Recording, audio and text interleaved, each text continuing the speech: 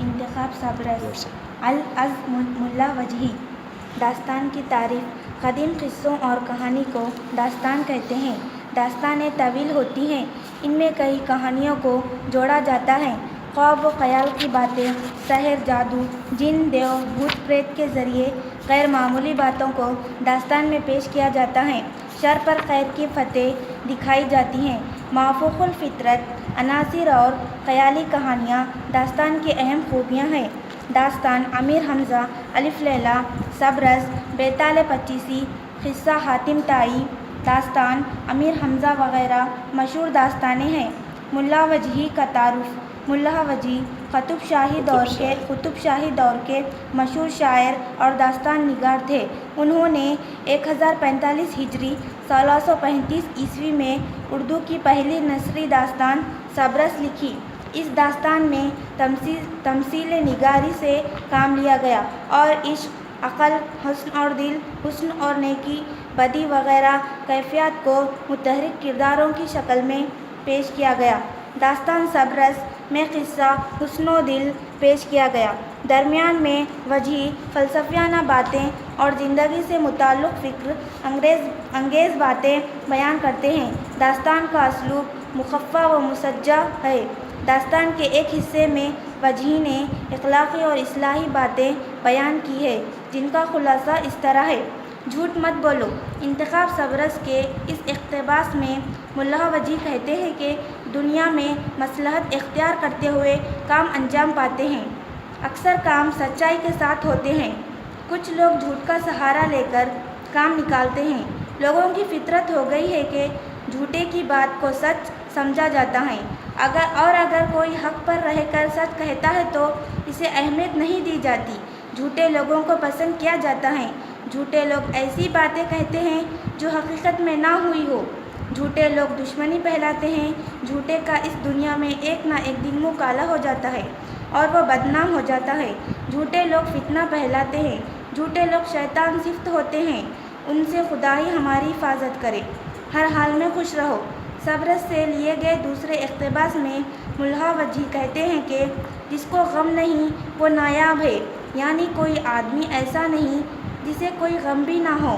خوشی یا غم فرد کے اوپر منحصر ہے، چاہے وہ اپنی زندگی کو خوشگوار بنا لے یا غموں سے دوچار کر لے۔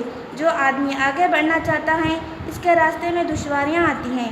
لوہار کو کام کے دوران آگ سے جلنا پڑتا ہے۔ پانی میں تیرنے والا غوطہ مارنے کے دوران کبھی ڈوبتا بھی ہے۔ حکومت چلانے والا بادشاہ بھی کبھی خوش رہتے ہوئے کبھی غمگین۔ جو آدمی دکھوں کو برداشت کرتا ہے اور غم کے وقت خوش رہتا ہے وہی مرد ہے۔ گنگا ندی گرمیوں میں سکڑ جاتی ہے اور بارش میں پھیل جاتی ہے۔ جنگل کے درختوں پر کبھی ہرے بھرے پتے لگے ہوئے ہوتے ہیں تو کبھی ان درختوں پر خزاں چھا جاتی ہے۔ اگر ہمیشہ زندگی ایک ڈھنگ پر چلتی رہے تو زندگی اور موت کا کوئی مطلب ہی نہیں۔ صرف خدا کی ذات ہمیشہ باقی رہنے والی ہے، اس میں کبھی تبدیلی نہیں۔ طمع سے پرہیز کرو۔ سبرس داستان سے ماخوذ تیسری اقتباس میں ملا وجہی نصیحت کرتے ہوئے لوگوں سے کہتے ہیں کہ لالچ کے نقصانات زیادہ ہیں۔ لالچ سے عزت کو نقصان پہنچتا ہے۔ لوگوں کے نزدیک ہماری حیثیت اور وقار گھٹ جاتا ہے۔ لالچ سے آدمی کا دین اور ایمان جاتا رہتا ہے۔ لالچ اور حرص کی وجہ سے آدم علیہ السلام جنت سے نکالے گئے تھے اور انہیں دنیا کے قید خانے اور یہاں کے جھمیلوں میں ڈال دیا گیا تھا۔ جن لوگوں کے بزرگ لالچ اور طمع سے بدنام ہو گئے تھے، ان کی اولاد سے لالچ سے بچے رہنے کی کیسے امید کی جا سکتی ہے؟ لالچی انسان اپنا سر کبھی اونچا نہیں کر سکتا۔ جہاں جاتا وہاں بے عزت ہوتا ہے، کیونکہ اس کے سر پر لالچ کا بوجھ رہتا ہے اور اسی وجہ سے اس کا سر ہمیشہ جھکا رہتا ہے۔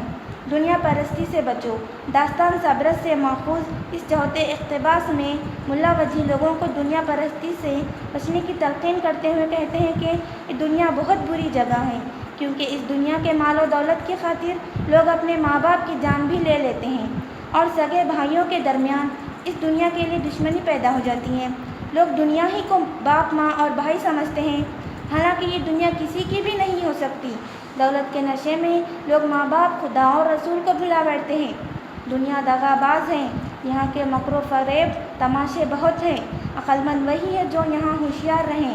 اور اپنے گھر والوں اور دوستوں سے بھی محتاط رہیں، تبھی وہ دنیا پرستی سے بچ سکتا ہے۔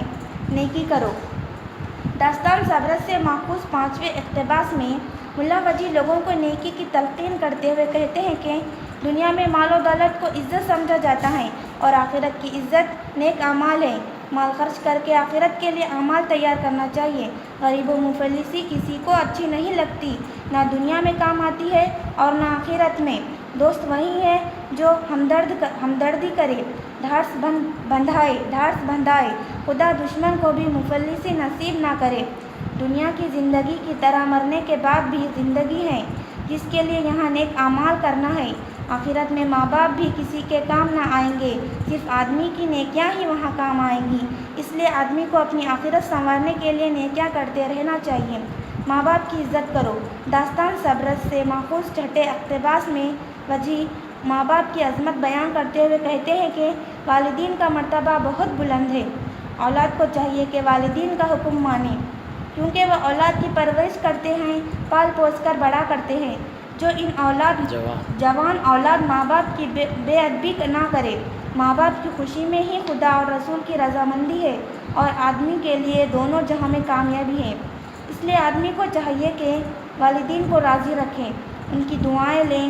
ان کا مقام بہت ادب کا ہے۔ جب تک ماں باپ زندہ ہیں اور آدمی کو ان کی سرپرستی حاصل ہے، اس وقت تک آدمی کے لیے بھلائی ہی بھلائی ہے۔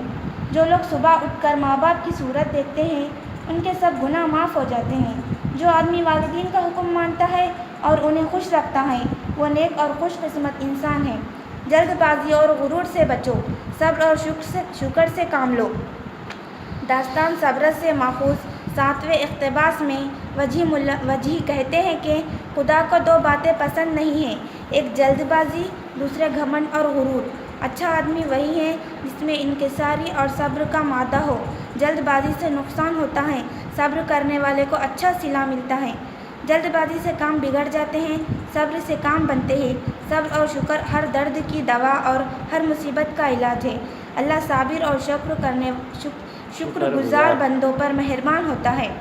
عقل کی فضیلت۔ داستان سبرس سے ماخوذ 8ویں اقتباس میں ملا وجیح عقل کی اہمیت کو واضح کرتے ہوئے کہتے ہیں کہ عقل نور ہے، اس کی پہنچ بہت دور تک ہے۔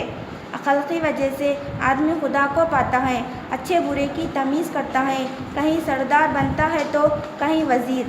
عقل کی بدولت دولت حاصل کی جاتی ہے، دنیا کے کاروبار چلائے جاتے ہیں۔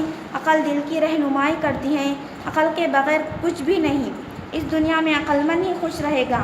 مرکزی خیال۔ ملا وجیح داستان سبرس کے ان اقتباسات کے ذریعے لوگوں کو اخلاقی باتیں بیان کرتے ہیں۔ داستان نگار اپنا یہ فریضہ سمجھتا ہے کہ وہ کہانی سنانے کے ساتھ لوگوں کو اچھی بات بھی سنائے، تاکہ لوگوں کے اخلاق سدھر سکیں اور وہ بہتر انسان بنتے ہوئے دنیا اور آخرت کی کامیابی حاصل کر سکیں۔ ان اقتباسات میں کردار سازی کے اچھے گر بتائے گئے ہیں۔ اس طرح داستان سبرس میں کہانی کے علاوہ لوگوں کی کردار سازی کا بھی اچھا مواد موجود ہے۔